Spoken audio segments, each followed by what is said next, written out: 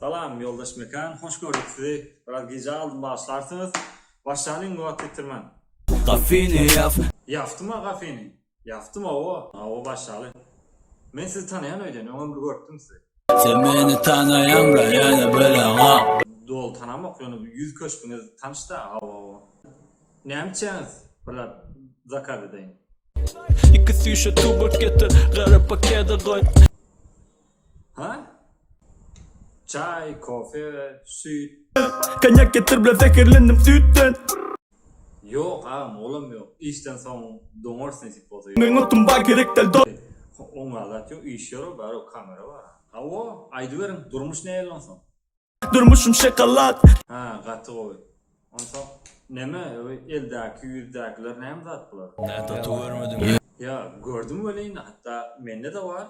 Yani, molimçilik kârına CV uğradıpsınız. Molimçilik kârına azıcık adetten daşarlar bu adaylar. Oh, ble. Ha? Onu ne hepsi CV uğrattınız? Manat gerek. Ol hem gerek o. Bana da gerek şu. Bro bir aylığın bir ayına yetemi. Normal ne o? Yetti. Ne hepsi sorun? Eşin Hıtay'dan. Şunu yapmayın. Orijinal o. Vay be yerden aldım. Orijinal terörün ya dolu.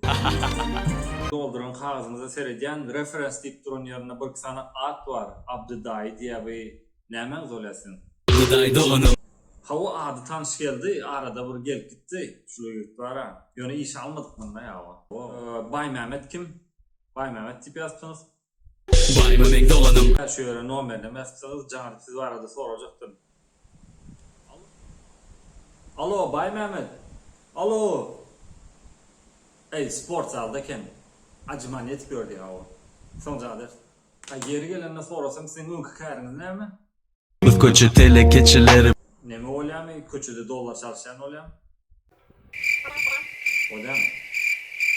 Ne mi sen? Buradan işe kabul edirseniz cana reali bir numara taşak gideyim şöyle belleyin o. Gözden tapar. Dünya dedim. Ya da reali işler etmedik ha. Böyle. Kafin yap kafin kanser işler. Yalnızım gele. Kolaylaşma. Bahar dedi. Yalnız yakasım gele. Kolaylaşma. Gönlüne dik bilen.